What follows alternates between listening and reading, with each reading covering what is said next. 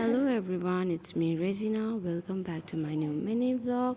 and it's about what I ate in a day. So I tried ramen today, and फर्स्टमा त मलाई ramen मन पर्दैन थियो होइन बिकज अब त्यसको टेस्ट र मलाई स्मेल चाहिँ अब त्यस्तो मन पर्दैन थियो देन आफ्टर मैले होइन साथीहरूसित दुई तिनपल्ट खाएपछि चाहिँ अलिकति मलाई टेस्टमा चाहिँ होइन मिठो लाग्नु थाल्यो होइन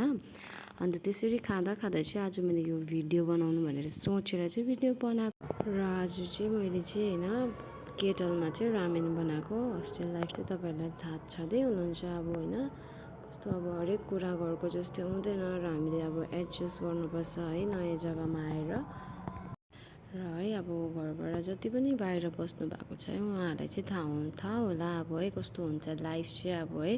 घरदेखिको टाढो बस्दा घरको याद आउँदा है अब है आफूले भनेको जस्तै सामानहरू नपाउँदा के खानु मन परेको हुन्छ र बल्ल बल्ल पाउँदा पनि अब यसरी हामीले चाहिँ केटलमा पकाएर खानु पर्दा चाहिँ अब है कस्तो चाहिँ हुन्छ